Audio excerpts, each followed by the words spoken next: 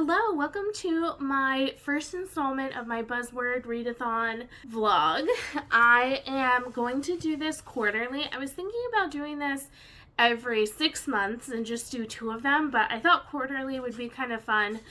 It is February 28th, and I have not read any of my 3 picks for this readathon, so I really need to get going. So for my January pick, I had picked The Centaur's Wife. This is to have a pattern on the cover, and we have both like the stars and the plants down here are like making a pattern. This is, I think, an urban fantasy about centaurs. I don't really know a lot about it, and the description is a little vague at what exactly we're going to be getting.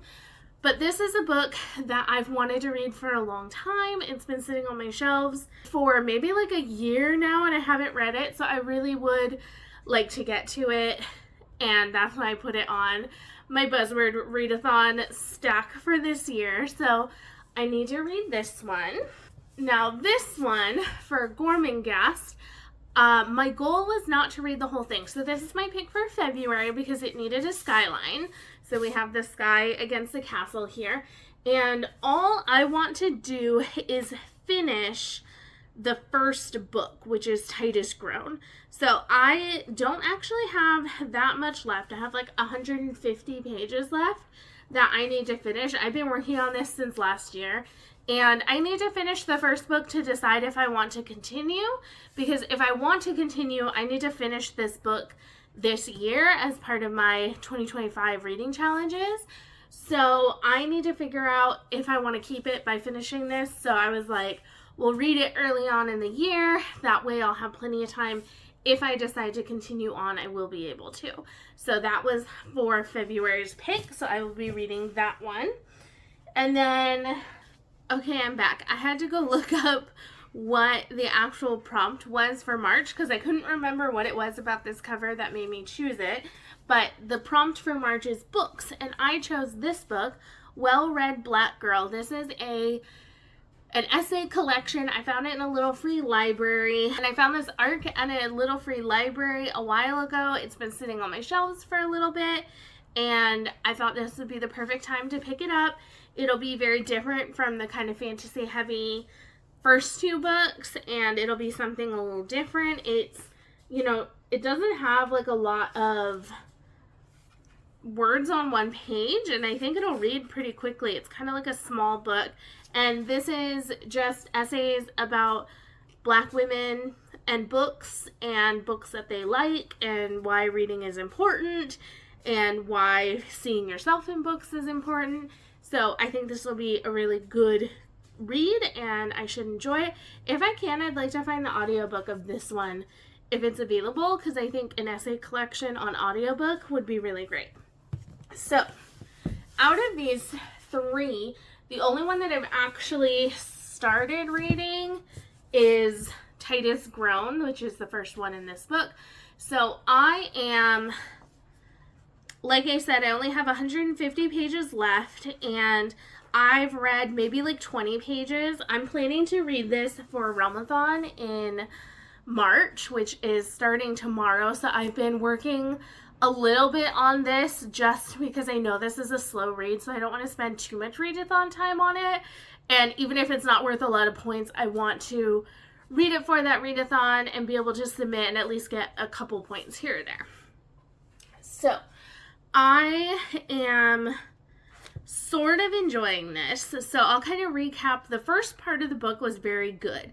It almost had a Dickensian feel to it, kind of like dark and gloomy, and you're meeting these really wild madcap characters, and this castle is very like larger than life, and there's weird things happening, weird like ceremonies and people. It kind of, like, the vibe of this very much reminds me of like The Corpse Bride or something like that. Those like Tim Burton, like cartoony, stop motion kind of films. Like, it kind of reminds me of that, where you can just imagine the characters in these books fitting into a Tim Burton film that way. And there are parts of it that I really like, and then there are other parts where I get a little bored because it's hard to figure out how that fits into the overall story. Like, we'll kind of go on what feels like a tangent for quite a while, and it'll be a long time before we get back to the actual plot, and I have a hard time realizing, like, why are we in this section? It kind of meanders.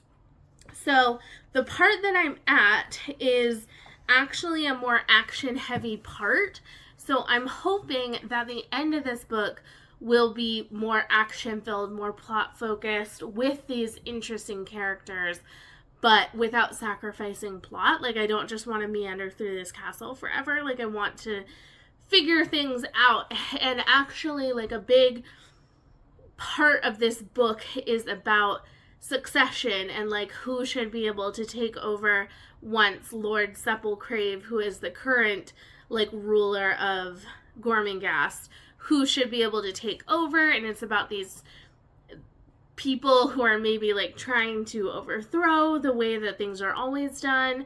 And so I find it very interesting. It's just sometimes the writing bogs it down a little bit. So I'm hoping to read this, and I'll kind of tell you how I'm feeling about it as I read it. Hello, I'm back with an update. I had decided to DNF Titus Grown. I got so stupidly close to the end before I just got so bored that I couldn't continue. So I made it to page like 330 out of 390 pages. I was so close to the end, and I just realized that I didn't really care what happened. I looked up reviews. People that loved it for all the reasons I wasn't enjoying it, and the people that didn't like it for all the reasons I didn't like it. So I was just like, why am I forcing myself to read this? I've been doing this thing where I spin the wheel to decide what I read next, because I have like a few things started, and every time this came up, I was like, ugh, okay, and like forcing myself to read it. And I feel like that's just not what I want to do with my reading time, and I gave it most of a try. And sometimes I think, you know, I really wanted to love this. Like, people talk about this as like on the level with Tolkien, with it being like a classic fantasy, and being a fantasy lover, I'm like, I want to love that, but it just didn't work. So the basic problems that I had with this were mainly in the plot. This book does not have a strong plot. It's a very thin plot. The characters take center stage, which I don't mind, because I actually really like the characters in this book. They're very unlikable, but they're interesting to read about and read from their perspective. But you never know, like, what's going to happen. Like, why are we reading about all these characters? We don't know. We're mainly reading about Steerpike, who's this young man who's, you know, working in the kitchen, I believe, at the beginning of this novel. And he's sort of trying to weasel his way up into the ranks of this earldom and trying to shake things up and maybe make his life a little easier by gaining more power and more favor with the ruling family. And that plot is sort of interesting, but sometimes you're just kept so much at arm's length from Steerpike and what he's thinking. So a lot of times you're like, I have no idea what he's doing or why we're following these people or why he's having these conversations. And so I just think I felt like I never knew where the story was going and why we were following it and why we should care one way or the other. I don't think the author set up the stakes very well. What I will say is that Mervyn Peake is a great writer. Sometimes I think he overwrites a little. There's a little bit too much description for my taste. But these characters are so vibrant. He really makes them jump off the page. I have compared this before to like Studio Ghibli with the characters. Like, Studio Ghibli has these wackadoodle characters, especially like Spirited Away. And I totally think that the characters in this book are like that in a lot of ways. They are larger than life, almost Dickensian, but I like them a lot better than Dickensian characters. And I think they're interesting and they're weird. And yeah, so I think there are a lot of things that I like about this. But to find out that, like, I don't care what happens in the next 60 pages or even what happens in the rest of the series, I think it's just time to put it down. Other updates on the other two books. I haven't started either, but I have this one out from the library on audio. So when I'm done with my current audio, this might be one I throw in because it's like 5 hours, so it'd be a very short listen. And then this one I'm hoping to pick up very soon because this works really well for Realmathon, and we're currently in Realmathon right now. So I'm hoping that maybe this is one of the next physical books I read now that I'm not reading this one. I kind of want to finish off a couple that I'm reading and then jump into this one.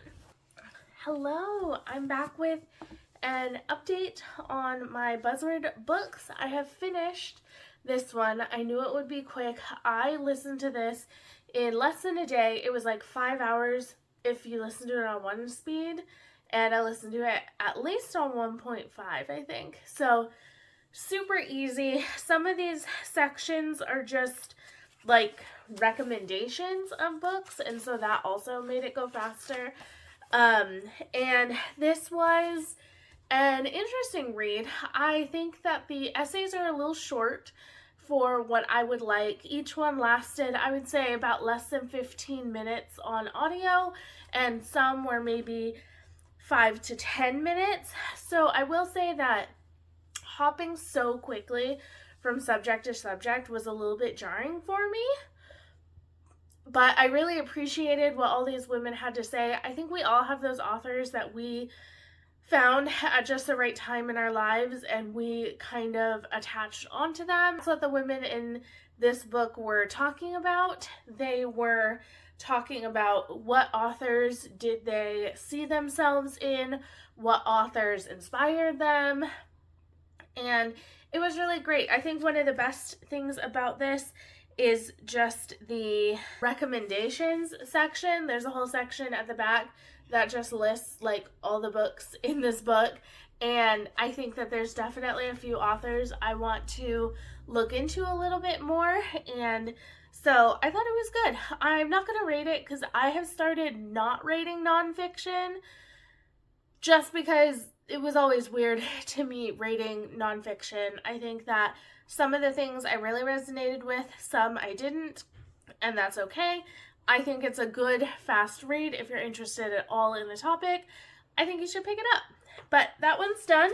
Now I just need to read The Centaur's Wife, which I'm hoping to do soon, but I do have some other books that I need to finish because I need to go back to the library or I'm reading them for another project. Hello, Sitka. Sitka's here to say hi. So this will be the last and final book for this project. This one is only 300 pages, so I think it'll be a fairly quick read once I get into it, but can't start it quite yet. So 2 out of 3 done. I'll come check back in with you either with an update partway through The Centaur's Wife or when I'm finished with it. Hello, I am here to update because I have finally started The Centaur's Wife. I am 15 pages into this, and I'm loving it already. I read it while I was waiting at the doctor's office after getting my allergy shot, and I have nothing to do but read, and this really captured my attention. I really enjoy the writing. It's very beautiful and magical. It has this kind of mythical fairy tale feel to it. Her prologue was about this woman who meets a man who she doesn't know is a centaur who just looks like a man. Then some things happen, and then we jump to chapter 1, which is about a woman who is in an apartment, and then suddenly meteors start falling from the sky, and it's kind of like an apocalypse situation. So the first 15 pages are like action, jam-packed, but beautiful writing, very interesting. I think we're going to get some really good disability rep because the main character in here has cerebral palsy. That's been mentioned. So that'll be really interesting because that's not something like I read a lot in books. Like, I don't know, especially fantasy. I feel like there is not a lot of disability rep in fantasy. Like, and if it is, it tends to be very like surface level. Like, it's hard to even think about it, but like, you know, someone loses an eye and now they're like all piratey or something like that. Like, it's not very deep. It's not trying to say anything usually. It's for like character flavor more than anything else. But Amanda Leduc wrote the Disfigured books on fairy tales that was like really popular a few years back. So I was hoping that this book would have good disability rep. And so far there is disability rep. I haven't read far enough to know if it's actually good, but it is there and it's our main character. She seems cool and I'm really excited to continue reading. I'm really digging the vibes of this. And like how fun, like this, like centaurs and apocalypse time, like that's a really good combo to me. I'm very much into that. So I'm excited to keep reading. And with it not being that long, it's just over 300 pages. I'm hoping that just a few days will get me through this book pretty quickly. Just wanted to do a real quick checkup to tell you that I am about 80 pages through. I'm almost a third of the way through, and I'm really enjoying this book so far. I really like the writing. I think it reads really quickly. Like, I blink and I've read 10 pages. So I've just been reading this slow. I've been getting distracted by watching Outlander the show, so I haven't been picking up my book as much, but I've been like slowly reading it to get into it, and every time I pick it up, I'm really enjoying it. So I'm hopefully going to sit down and read a chunk of this tonight, though my sister is coming over later, and we're going to hang out and watch a show that we watched together, Terrace House, if any of you have watched it. It's like a Japanese reality TV show, and I am obsessed with it, and I understand why they had to cancel it, because it was not good for the cast members who were on it. There was a lot of like social media bullying, and things got really bad for some of the cast members, and so they just kind of shut down the show. But I found it like on that season that they had shut down. They canceled it in the middle of that season, and I've been going back and watching the older seasons, and I love this reality TV show. It's so much better than American reality TV, which I'm very picky about which ones I watch.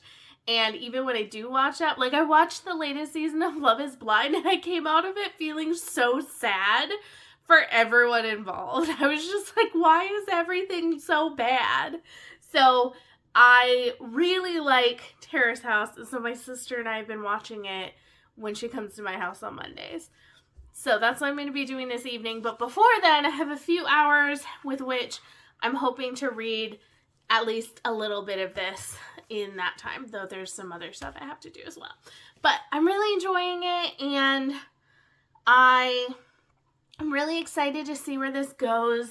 Our main characters are really complex, somewhat unlikable character. She's a new mother in this, and she's not the best mother, and not that you have to be a perfect mother to be likable or something, but the way she thinks about her girls is sometimes hard to read about, and I'm sure there are many people who can relate to it because parenting is extremely hard, but it makes it hard to read from her perspective sometimes because she is not an ideal mother. I'm finding this really interesting. I really like the way the magical and the apocalyptic are kind of coming together to tell a really interesting story. I'm like, why don't we have more magic and apocalypses mixing more often? It's very interesting, especially because it is set in the real world, just with centaurs.